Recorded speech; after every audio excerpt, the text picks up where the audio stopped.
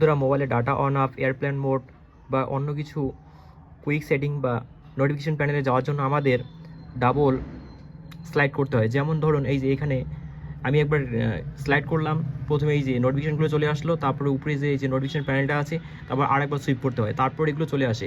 তো এই সমস্যা সমাধানের জন্য আমাদের মোবাইলে একটা সেটিং করতে হবে, সেটা হচ্ছে স্প্লিট সেটিং। তো স্প্লিট সেটিং করলে কী হবে, এটা ভাগ হয়ে যাবে। মোবাইলে দুইটা সাইড থাকে, একটা লেফট সাইড একটা রাইট সাইড। লেফট সাইডে চলে যাবে নোটিফিকেশনগুলো, আর রাইট সাইডে চলে আসবে আমাদের নোটিফিকেশন যে প্যানেল থাকে বা কুইক সেটিং থাকে, সেগুলো চলে আসবে। আমরা খুব সহজেই সেগুলো অন অফ করতে পারবো। তো প্রথমে আমাদের যাইতে হবে এখানে উপরের দিকে স্লাইড করতে হবে, নিচের দিকে স্লাইড করে যে উপরে 3 ডট থাকবে সেটিংসের পাশে, এই যে এটা সেটিংসের পরে 3 ডট আছে, এটা ক্লিক করতে হবে। ক্লিক করার পর এখানে দেখতে হবে কাস্টমাইজ কুইক সেটিং আছে, এখানে কাস্টমাইজ কুইক সেটিংয়ে ক্লিক করতে হবে। এখানে দেখেন আগে থেকে ক্লাসিক, সবার মোবাইলে ক্লাসিক করা থাকে, মানে হচ্ছে নোটিফিকেশন আর হচ্ছে কুইক সেটিং একসাথে করা থাকে।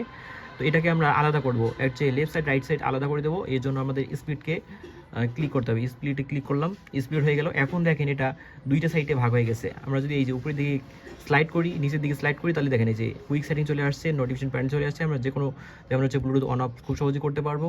আর যে যে সেট নোটিফিকেশনগুলো আছে, নোটিফিকেশনগুলোর জন্য আমাদের আলাদা করে লেফট সাইডে আমাদের স্লাইড করতে হবে। এই যে তারপর নোটিফিকেশনগুলো চলে আসলো।